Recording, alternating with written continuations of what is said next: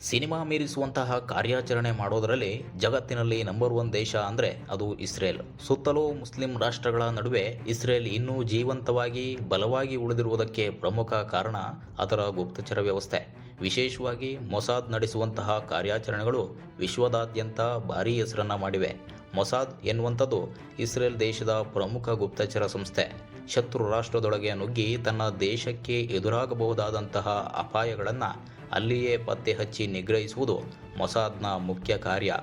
ಯಾವ ಬೆಳವಣಿಗೆ ಇಸ್ರೇಲ್ಗೆ ಅಪಾಯ ಆಗಬಹುದು ಎನ್ನುವಂಥದ್ದನ್ನು ಮುಂಚಿತವಾಗಿ ಗುರುತಿಸಿ ಸರ್ಕಾರಕ್ಕೆ ಎಚ್ಚರಿಕೆಯನ್ನ ನೀಡುತ್ತೆ. ಮೊಸಾದ್ ನಡೆಸಿದಂತಹ ಕಾರ್ಯಾಚರಣೆಗಳ ಬಗ್ಗೆ ಹೇಳಲು ಒಂದು ದಿನವೇ ಸಾಲದು ಎನ್ನುವಷ್ಟು ಕಥೆಗಳು ಜಗತ್ತಿನ ರಾಜಕೀಯ ಇತಿಹಾಸದಲ್ಲಿ ದಾಖಲಾಗಿದ್ದಾವೆ.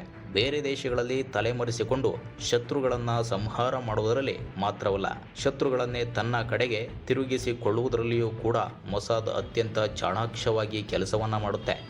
ಇತ್ತೀಚೆಗೆ ಜಗತ್ತಿನಲ್ಲಿ ಚರ್ಚೆಗೆ ಕಾರಣವಾಗಿರುವ ವಿಷಯವೂ ಕೂಡ ಇದೆ.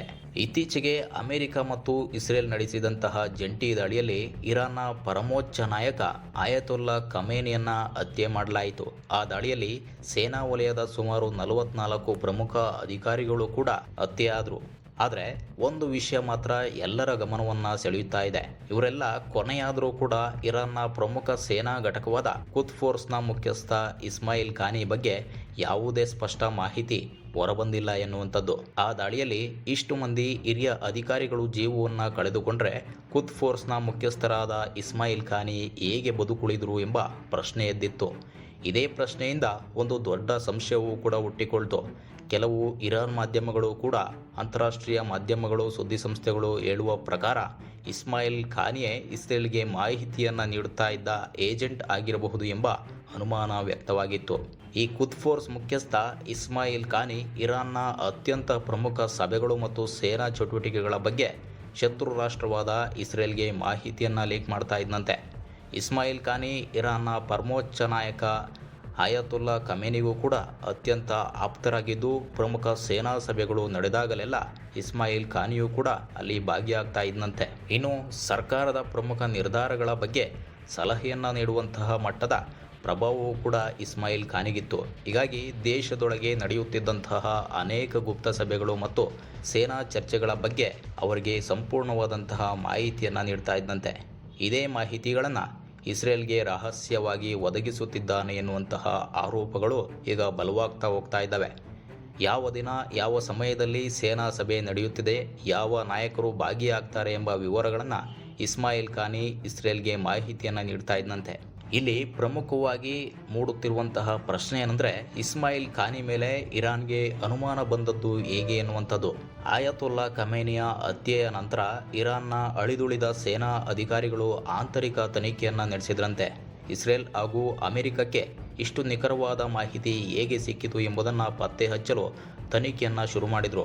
ಹಲವಾರು ಮಾಹಿತಿಗಳನ್ನು ಒಟ್ಟುಗೂಡಿಸಿ ಪರಿಶೀಲಿಸಿದಾಗ ಒಂದೇ ಹೆಸರಿನತ್ತ ಸೂಚನೆಗಳು ಸಿಗುತ್ತಾ ಹೋಗ್ತವಂತೆ. ಅದುವೇ ಇಸ್ಮಾಯಿಲ್ ಖಾನಿ. ನಂತರ ಇರಾನ್ ಸೇನಾ ಅಧಿಕಾರಿಗಳು ಇಸ್ಮಾಯಿಲ್ ಖಾನಿ ಅವರನ್ನು ವಿಚಾರಣೆಗೆ ಒಳಪಡಿಸಿದರು. ವಿಚಾರಣೆಯಲ್ಲಿ ಇಸ್ಮಾಯಿಲ್ ಖಾನಿ ಇಸ್ರೇಲ್ಗೆ ರಹಸ್ಯವಾಗಿ ಮಾಹಿತಿಯನ್ನು ನೀಡ್ತಾ ಇದ್ದ ಎನ್ನುವಂಥದ್ದು ಸಾಬೀತಾಯಿತು. ಇನ್ನು ಸ್ನೇಹಿತರೆ, ಕಳೆದ 4 ತಿಂಗಳ ಹಿಂದೆ ಇಸ್ರೇಲ್ ಒಂದು ರಹಸ್ಯ ಆಪರೇಷನನ್ನು ಕೂಡ ನಡೆಸಿತ್ತು. ಇರಾನ್ನ ಪ್ರಮುಖ ಪರಮಾಣು ಕಾರ್ಯಕ್ರಮಕ್ಕೆ ಸಂಬಂಧಿಸಿದ ಕೆಲ ಇಂಜಿನಿಯರ್ಗಳನ್ನು ಹುಡುಕಿ ಗುರಿಯಾಗಿಸಿಕೊಂಡು ಆ ದಾಳಿಯನ್ನು ನಡೆಸಿತ್ತು. ಆ ಆಪರೇಷನ್ನಲ್ಲೂ ಕೂಡ ಇಸ್ಮಾಯಿಲ್ ಖಾನಿಯೇ ಪ್ರಮುಖ ಮಾಹಿತಿದಾರನಾಗಿ ಕೆಲಸವನ್ನು ಮಾಡಿದಂತೆ. ಯಾವ ಇಂಜಿನಿಯರ್ ಎಲ್ಲಿ ಕೆಲಸವನ್ನು ಮಾಡ್ತಾರೆ, ಅವರು ಎಲ್ಲಿ ಹೋಗ್ತಾರೆ ಎಂಬ ಮಾಹಿತಿಯನ್ನು ಇಸ್ರೇಲ್ಗೆ ರಹಸ್ಯವಾಗಿ ನೀಡುತ್ತಾ ಇದ್ದಂತೆ. ಇನ್ನು ಕುದ್ ಫೋರ್ಸ್ ಏನು ಅನ್ನುವುದನ್ನು ನೋಡುವುದಾದರೆ, ಇದು ಇರಾನ್ ಸೇನೆಯ ಅತ್ಯಂತ ಶಕ್ತಿಶಾಲಿ ಘಟಕಗಳಲ್ಲಿ ಒಂದು. ಇಸ್ರೇಲ್ ವಿರುದ್ಧ ಕಾರ್ಯಾಚರಣೆಯನ್ನು ನಡೆಸುವಂತಹ ಹಲವು ಸಂಘಟನೆಗಳಿಗೆ ಸಹಾಯವನ್ನು ಮಾಡುವಂಥದ್ದು ಇದರ ಪ್ರಮುಖ ಕೆಲಸ. ಉದಾಹರಣೆಗೆ ಹಮಾಸ್ ಸೇರಿದಂತೆ ಮಧ್ಯಪ್ರಾಚ್ಯದ ಹಲವು ಸಂಘಟನೆಗಳಿಗೆ ಶಸ್ತ್ರಾಸ್ತ್ರ ಪೂರೈಸುವಂಥದ್ದು, ಹಣಕಾಸು ನೆರವು ನೀಡುವಂಥದ್ದು, ತರಬೇತಿ ನೀಡುವುದು ಮುಂತಾದ ಕಾರ್ಯಗಳನ್ನು ಕುದ್ ಫೋರ್ಸ್ ನಡೆಸುತ್ತೆ. ಆದ್ದರಿಂದ ಈ ಘಟಕದ ಮುಖ್ಯಸ್ಥನಾಗಿರುವ ವ್ಯಕ್ತಿಗೆ ಅಪಾರವಾದಂತಹ ಮಾಹಿತಿ ಲಭ್ಯವಿರ್ತಾ ಇತ್ತು. ಇಸ್ರೇಲ್ ಒಬ್ಬ ಪ್ರಮುಖ ಇರಾನ್ ನಾಯಕನನ್ನೇ ತನ್ನ ಬಲೆಗೆ ಬೀಳಿಸಿಕೊಂಡಿದೆ ಎಂಬ ಮಾತುಗಳು ಕೇಳಿದಾಗ ಅದು ಹೇಗೆ ಸಾಧ್ಯ ಎಂಬ ಪ್ರಶ್ನೆ ಸಹಜವಾಗಿ ಎಲ್ಲರಲ್ಲೂ ಮೂಡುತ್ತೆ. ಕೆಲವು ವರದಿಗಳ ಪ್ರಕಾರ ಇಸ್ರೇಲ್ ಕೆಲವೊಮ್ಮೆ ಇಸ್ಮಾಯಿಲ್ ಖಾನಿ ಇರುವಂತಹ ಪ್ರದೇಶಗಳ ಮೇಲೆ ದಾಳಿಯನ್ನು ಮಾಡ್ತಾ ಇತ್ತಂತೆ.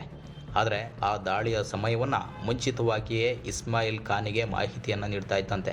ಉದಾಹರಣೆಗೆ, ನಾವು 5 ನಿಮಿಷಗಳಲ್ಲಿ ಇಲ್ಲಿ ಬಾಂಬನ್ನು ಹಾಕ್ತೇವೆ, ನೀನು ಸ್ಥಳದಿಂದ ಹೊರಟು ಹೋಗು ಎಂದು ಮುಂಚಿತವಾಗಿ ಇಸ್ಮಾಯಿಲ್ ಖಾನಿಗೆ ಮಾಹಿತಿಯನ್ನು ನೀಡ್ತಾ ಇತ್ತಂತೆ. ಇದರಿಂದ ಇರಾನ್ಗೆ ಯಾವುದೇ ರೀತಿಯ ಅನುಮಾನ ಬರದಂತೆ ಇಸ್ಮಾಯಿಲ್ ಖಾನಿ ಜೊತೆಗೆ ಇಸ್ರೇಲ್ ಅಧಿಕಾರಿಗಳು ಸಂಪರ್ಕದಲ್ಲಿದ್ದರು ಎನ್ನುವಂತಹ ಮಾಹಿತಿ ಹೊರಬಂದಿದೆ. ಒಬ್ಬ ಸೇನಾ ನಾಯಕ ಶತ್ರು ರಾಷ್ಟ್ರಕ್ಕೆ ಮಾಹಿತಿಯನ್ನು ನೀಡ್ತಾ ಇದ್ದಾನೆ ಎಂಬುದು ಬಹಿರಂಗವಾದರೆ ಆ ದೇಶ ಎಚ್ಚರವಾಗುತ್ತೆ. ಹೀಗಾಗಿ ಯಾವುದೇ ಅನುಮಾನ ಮೂಡದಂತೆ ಇಂತಹ ರಹಸ್ಯ ಕಾರ್ಯಾಚರಣೆಗಳನ್ನು ನಡೆಸುವಂಥದ್ರಲ್ಲಿ ಇಸ್ರೇಲ್ ಎಕ್ಸ್ಪರ್ಟ್. ಒಟ್ಟಿನಲ್ಲಿ ಸ್ನೇಹಿತರೆ, ಮಧ್ಯಪ್ರಾಚ್ಯದ ರಾಜಕೀಯ ಕೇವಲ ಯುದ್ಧ ಭೂಮಿಯಲ್ಲಿ ನಡೆಯುವಂತಹ ಗುಂಡಿನ ಸಮರ ಅಲ್ಲ, ಅದರ ಹಿಂದೆ ಗುಪ್ತಚರ ಆಟ ಪ್ರಮುಖವಾಗಿ ನಡೆಯುತ್ತೆ. ಇಸ್ರೇಲ್ ಮತ್ತು ಇರಾನ್ ನಡುವಿನ ಸಂಘರ್ಷದಲ್ಲಿ ಗುಪ್ತಚರ ಸಂಸ್ಥೆಗಳ ಪಾತ್ರ ಅತ್ಯಂತ ಪ್ರಮುಖವಾಗಿದೆ. ವಿಶೇಷವಾಗಿ ಮೊಸಾದ್ ನಡೆಸುವಂತಹ ರಹಸ್ಯ ಕಾರ್ಯಾಚರಣೆಗಳು ಜಗತ್ತಿನ ರಾಜಕೀಯದಲ್ಲಿ ಅಚ್ಚರಿಯನ್ನು ಮೂಡಿಸುವಂತಿವೆ. ಶತ್ರು ರಾಷ್ಟ್ರದೊಳಗೆ ನುಗ್ಗಿ ಮಾಹಿತಿಯನ್ನು ಸಂಗ್ರಹಿಸುವುದು, ಒಳಗಿನಿಂದಲೇ ವ್ಯವಸ್ಥೆಯನ್ನು ದುರ್ಬಲಗೊಳಿಸುವಂಥದ್ದು ಇಸ್ರೇಲ್ನ ಪ್ರಮುಖ ತಂತ್ರವಾಗಿದೆ. ಸ್ನೇಹಿತರೆ, ಇಸ್ರೇಲ್ ಗುಪ್ತಚರ ಸಂಸ್ಥೆ ಮೊಸಾದ್ ಕಾರ್ಯಾಚರಣೆ ಬಗ್ಗೆ ನಿಮ್ಮ ಅನಿಸಿಕೆಯನ್ನು ಕಮೆಂಟ್ ಮಾಡಿ. ಮುಂದಿನ ವಿಡಿಯೋದಲ್ಲಿ ಮತ್ತೊಂದು ಇಂಟ್ರೆಸ್ಟಿಂಗ್ ಸುದ್ದಿಯೊಂದಿಗೆ ಭೇಟಿಯಾಗೋಣ. ಧನ್ಯವಾದ.